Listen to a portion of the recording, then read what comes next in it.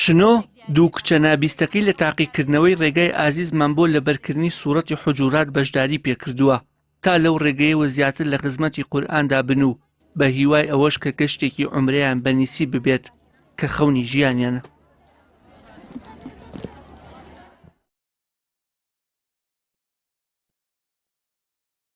هەردووکیان نابیستن دوو کچمێ وەک کچێکی تریشمە لەوێ ئەویان ناتۆ بێرە ئەمانە چۆنێتی تێگەیشتریان لەم ئیمتیحانە من هەمووی دانیشم سەرەتا بۆیان ئەنووسمەوە یان لە کتێبەکە بنووسین لە بەرێکەن ئەما چونکە نابیستن ناتوانن هەمووینەکان لەبەرکەن بنووسین ئەنووسنەوە ڕۆژانە ئیملای تیاکەن و چەندێکیان بۆ لەبەرکرا ئەوە ناتوان وەڵام بنەوە ئەگەر نەیشان توانین لە کات ئیمتیحانە خۆم زۆربەی جار هاوکاریشیانەکەم ئیتر وەڵا زۆریان حەز لێ ئەمان لە سەرەتاوە کە نابیست بوون هەر لەبوون لە دایک نابیست بوون. من بڕیارم داوە ئینشاءالله کە سەتم هێنا و عمرەکەم بۆ دەرچوو عمرەکە بکەم بە خەڵات بۆ کەسێکی تر بۆ کەسانەی بۆ گەنجانەی کە توانای عمریانی و کە زۆر تامەزرۆن یعنی مەبەستمەوەی ئێمە مەبەستمان خەڵات ئۆشتاننی ئێمە دێین بەڕاستی بۆ زیادکردنی ڕەشایی مسلمانان و بۆ ئەوەی ببێتە هاندانێک ئینشاءالله.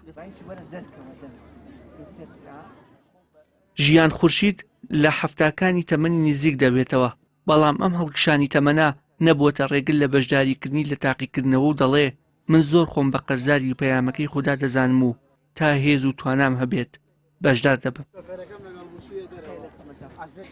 هیچشم نازانی بە گەوری ئەو خوایە و ڕەحمەتی ئەو قورئانە پیرۆزە فێری نووسین و قەڵەمگرتنش بوو.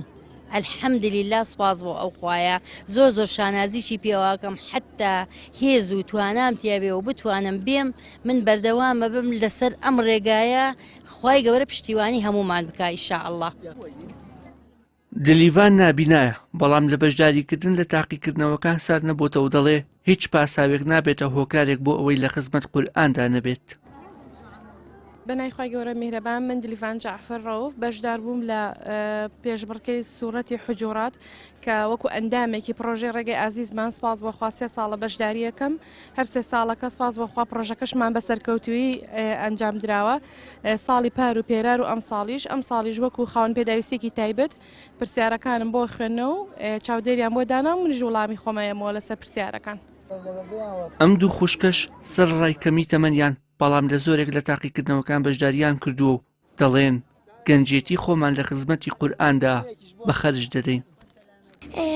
جارێکی تر لە سوورەتی سەفا کردم ئەلحەمدوللیلا سپاس بەخوا سەتم هێنا لەوایانە بەڵام هیچم بۆ دەرنەچووم بەڵام من بە هەر ئەوە کردم کە گەورە بووم لە ناو نوێژا بیخوێنم فێری خەڵکی تری بکەم. قۆناغی سێمی پرۆژەی ڕێگای ئازیزمان بە هاوکاری ئەنجومەنی سەربەرزی کۆمەڵی دادگەری لە شاری سلێمانی بەڕێوەچوو کە تیایدا سەدان کەس بەشداریان کرد.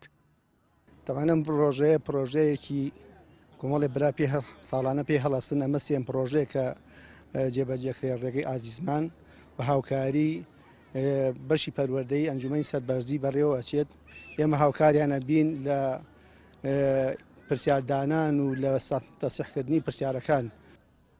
بڕیارە لە ئایندەیەکی نزیکدا پرۆژەی هاوشێوە و فراوانتر لەسەر ئاستی هەرێمی کوردستان بەڕێوە بچێت و هاوشێوەی ئەم هەنگاوە سەرجەم چین و توێژەکان بەشداری تێدا بکەن. وشیار محەممەد کەناڵی ئاسمانی پەیام سلێمانی.